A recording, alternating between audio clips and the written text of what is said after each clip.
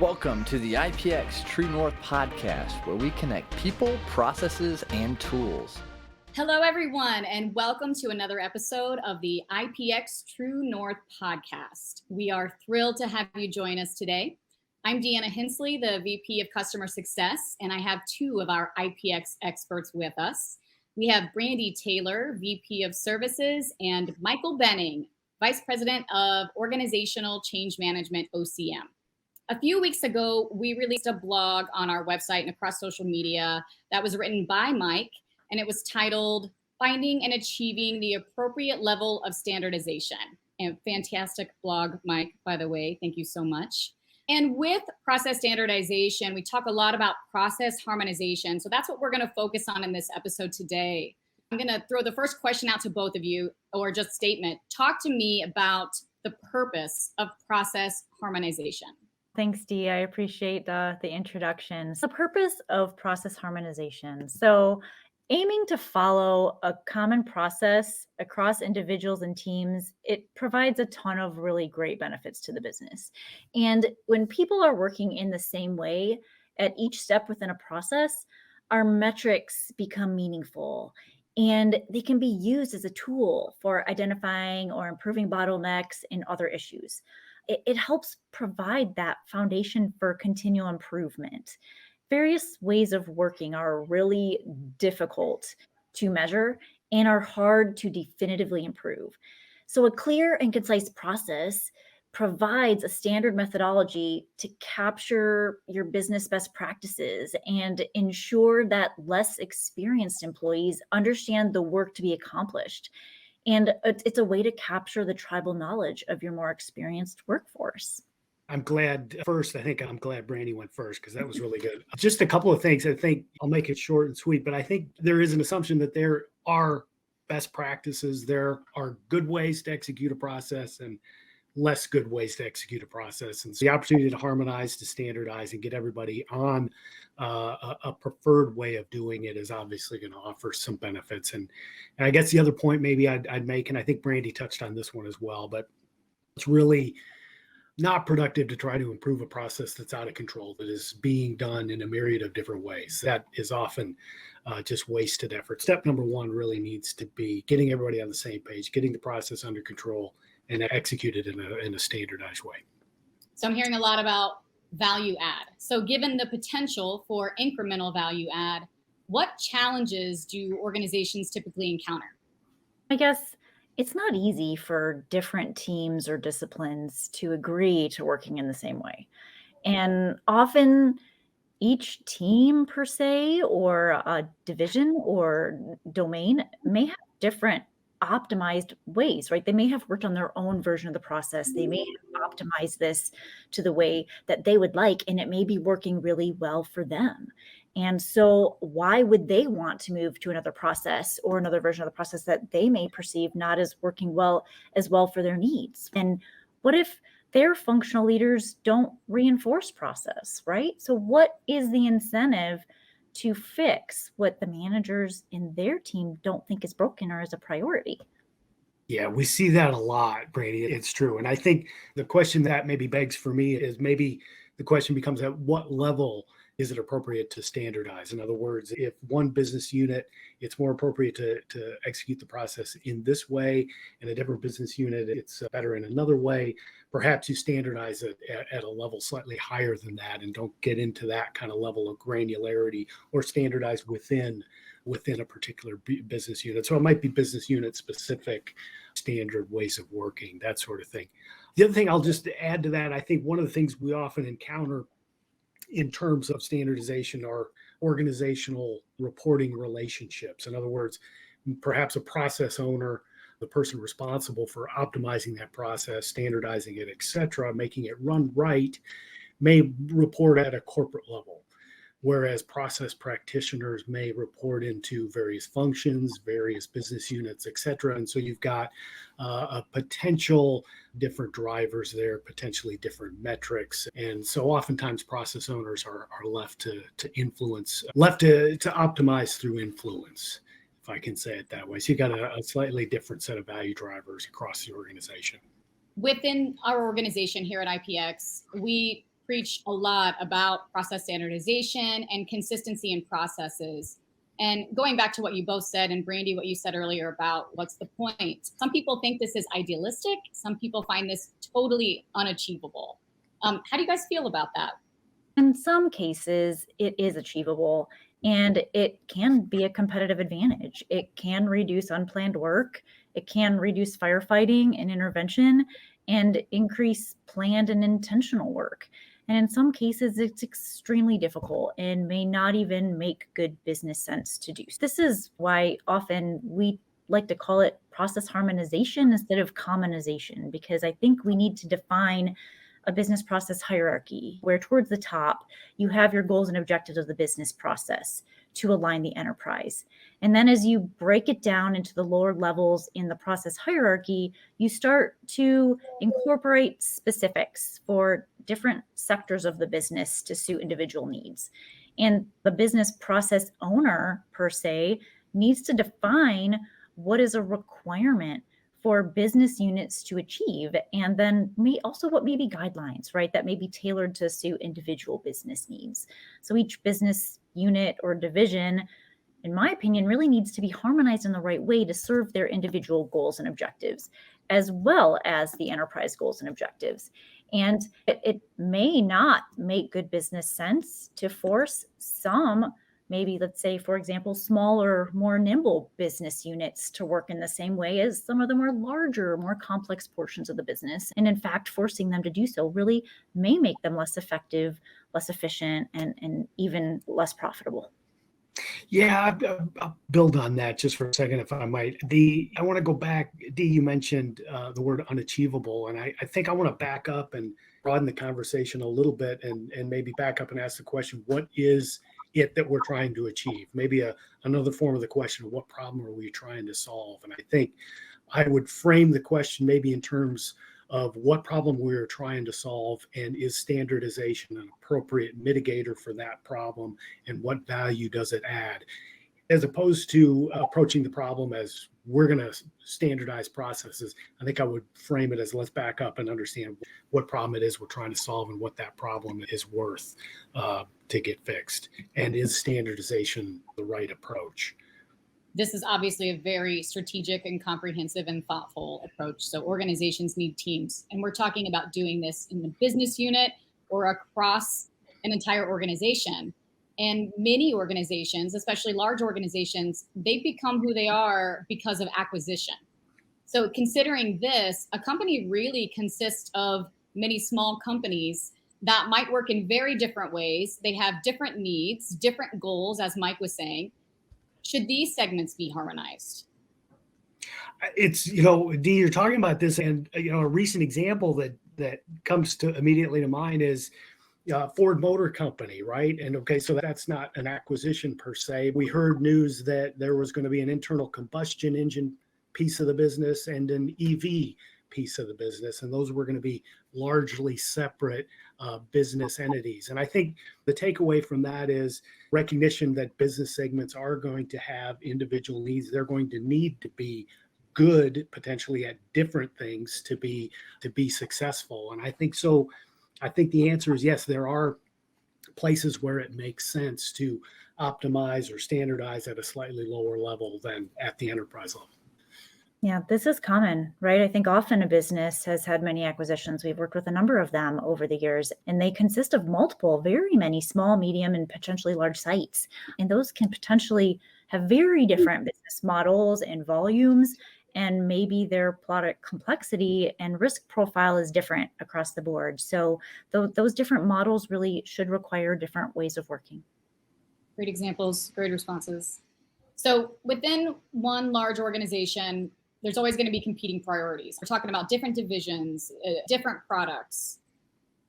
These competing priorities, they might limit the ability to achieve harmonization across processes and tools, right? Let's not forget how important that is. How does an organization find that sweet spot? Where do they know where to start? Where do they know where the harmonization should exist? I'm sure we've all worked in organizations where different functions within the business have some competing goals and objectives. And I think process really should be viewed very similar to designing a product. And when I say that, I mean it to be designed with requirements. And processes can and should be designed with intent and designed to enable and achieve specific business goals and objectives. And I think Mike said it very well, is we really need to understand what problems we're trying to solve and really focus there. Yeah, I can't add a lot to that, Brandy. That was well said. Maybe just for emphasis, I think building on what you said, I think it's all about the problem and what is it worth to solve that problem. Let's not assume that standardization for the sake of standardization is a good thing. Let's make the solution fit the problem.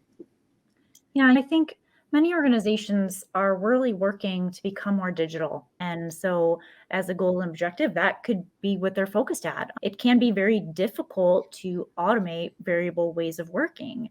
Dee, to your point, with regards to tools, process harmonization can lead to less redundant tools, less IT licensing costs, and system maintenance cost. So when an improvement needs to be incorporated, the IT team may not have to implement in multiple instances, which, for example, brings redundant and potentially unnecessary IT resource expenditures for solving one problem in potentially 5 different ways for 5 different instances, for example. So to harmonize or not to harmonize, what are some specific examples of some considerations, that should be made when an organization is deciding if they should harmonize?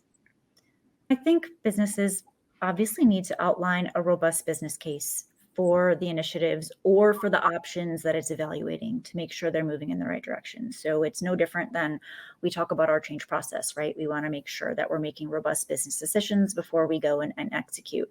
So I think a compelling business case, in addition to potential strategic justifications, really should always drive transformation initiatives, right? There's a lot of resources that go into these things that we really want to be smart and very intentional and know that we're going to get the benefits that we're intending to get.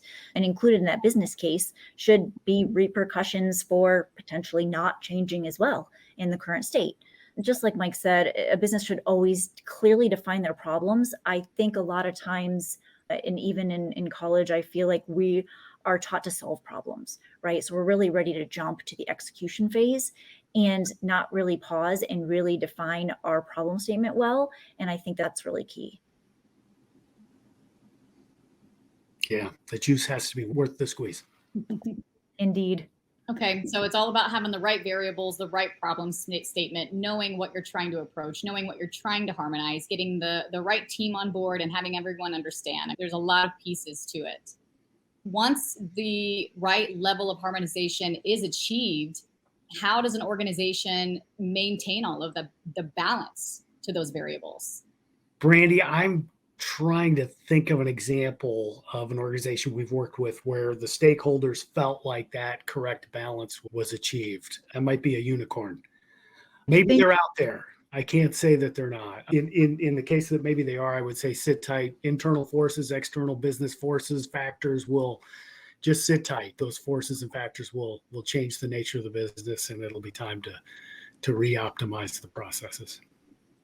I think a balance, like you said, Mike, is so hard. I think there's just too many competing priorities and there's always ebbs and flows of the business needs, right? I think that happens year after year. So maintaining that balance is a challenge.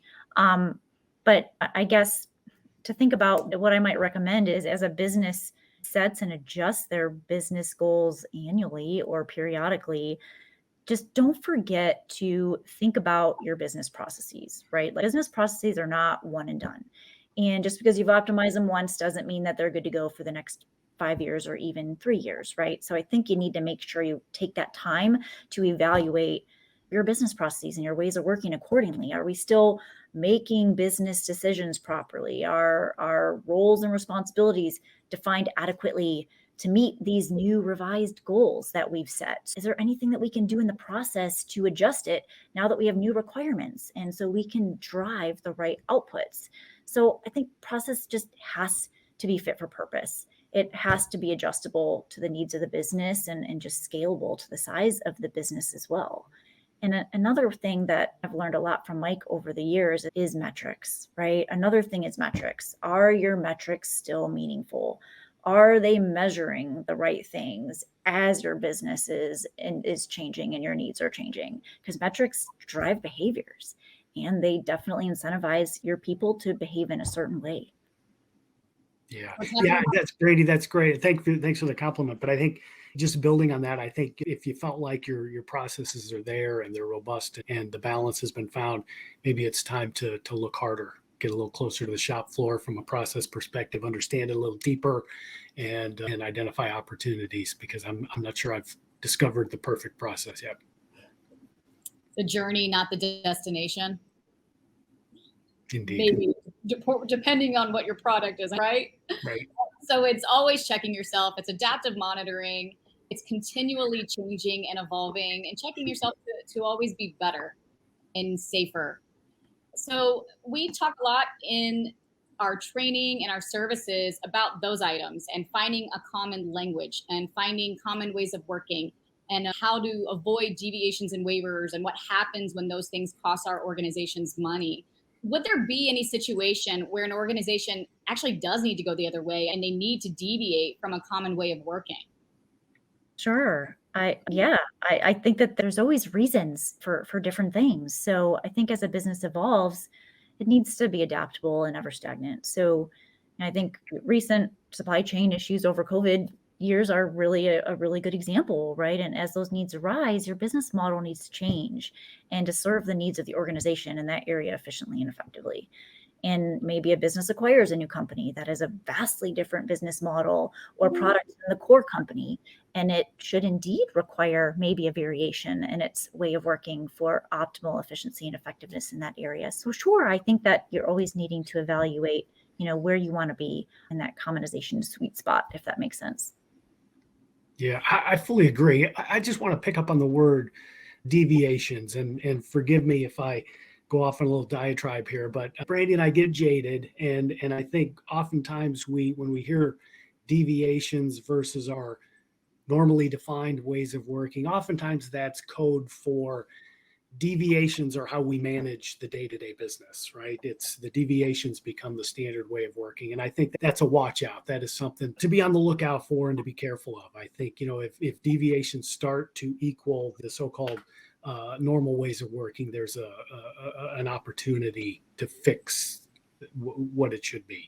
But I fully agree with Brandy. There are absolutely legitimate reasons to deviate from the so-called standard practice. But I think that there too, that should be a defined and well understood process for deviating from normal. That should be understood. If it's important enough to deviate, it's important enough to document it and understand it well. Well said. Change is hard. We all know that. We see it every day. We witness it every day. We work with it every day. What are some key considerations for ensuring that these harmonization efforts are successful, that they continue happening? It goes back to what we said before. It's a crisply defined problem. Starting with that, understanding what the value of solving that problem is, framing it in those terms with stakeholders leads to more success. You get more support from the stakeholders you need, which in turn leads to better resources and deployed and really chasing the opportunity. Framing it in terms of standardization for standardization's sake tends to be a recipe for less success. And I would also recommend that don't forget about people. And I know that sounds really obvious, but communication on the what and the why can never be overdone, right? We can never communicate enough. And I think people need to really feel that they're engaged and that they're heard. And they need to understand the change, why it's happening, when it's happening, how it's going to affect their specific roles and tasks, and the why. And so I think people can often make or break initiatives. And if you try to harmonize and change their process, people have to be willing to follow that. So they can always go backwards. There's always ways to deviate or find those loopholes. And so I think those initiatives where it's a do what you're told because it's your job mentality just doesn't work, right? We see that time and time again. So I think just making sure that we're communicating that right level of information at every level for every impacted role, and make sure, even like some of those naysayers, make sure that those people are heard and respected. And I think a culture per se that does this kind of communication and manages change well creates an organization that's ready and willing to change. And so I think if you respect your people, they will respect you back. That's a great point. And just to build on that, Brandy, I think you talked about communication and people. And I think I would just highlight when people are frustrated, when process practitioners are frustrated with the process, the failure to listen to that, to respond to that and fix things it's a morale problem, and it's a bad people problem that you don't want to have to deal with. So fix them. Listen and fix it. Absolutely. People first, always. You two are a wealth of information, and I feel like I learn something new every time I talk to you. For everyone else who's listening to learn something new and they want to speak to you about any of your experiences or about harmonization or background on your various experience within organizations, how can they reach out to you? Sure. I think people can find us on LinkedIn. Mike and I both have profiles on LinkedIn. And you can also search for Institute for Process Excellence online and find us there, or our emails. Our emails are pretty simple too as well. So they're just our first names. So mine is Brandy at ipxhq.com, and we have Michael at ipxhq.com. Easy enough. Thank you so much for joining us and giving this experience today. And the blog that we mentioned earlier that Mike wrote is on our website. So thank you to all of you for joining us for this episode of the True North podcast, brought to you by IPX, the Institute for Process Excellence. You can watch this episode on YouTube, or you can listen to it on our website at www.ipxhq.com. Thank you. Thanks, Dee. Thank you for tuning in today. Don't forget to subscribe and review the show. And for more information on IPX, visit ipxhq.com.